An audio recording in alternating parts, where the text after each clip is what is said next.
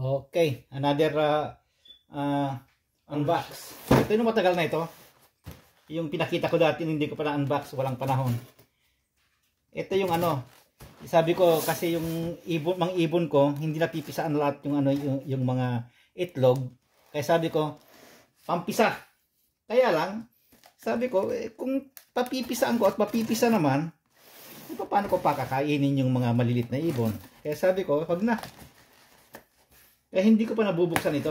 Kaya kasi yun ang nasa isip ko. Bakit ko paano? Paano yung mga ibon papipisaan eh. Kung napisaan, hindi mo na mapapakain. Kaya sabi ko, wag ko nang buksan. Kaya lang ngayon, sabi ko, pwede natin, pwedeng ano, gumawa tayo ng balot. Ito yung ano instruction niya. Tingnan natin. Naka-styrofoam. Kasi automatic ito eh. Automatic na ano ito eh, na pag napisa na yung itlog at ano na, hihinto na. Ayan.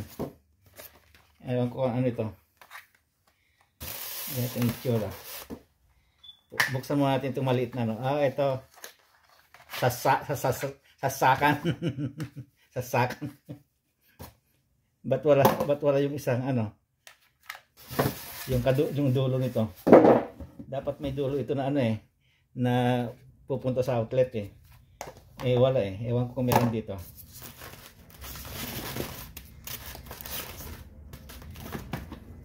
O ano dito sa loob. Ganito ang itsura. Ayun yung ano niya. Button siguro. Andi dito siya. Yung ano sabi ko yung may saksak. At saka ito yung tubig niya. Ayan, dalawa yung pang tubig niya.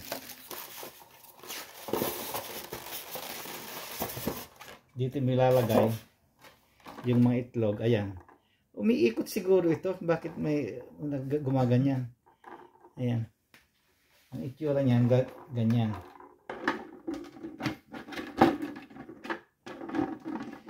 Babasahin natin yung instruction mamaya.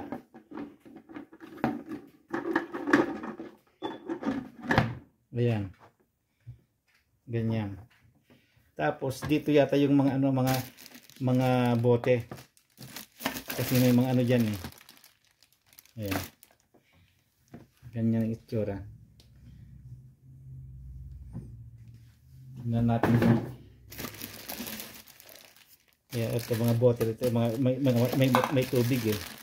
Kasama may instruction, may brush pa. May brush na maliit. Hindi ko nakita yung instruction, baka i-download mo naman ito.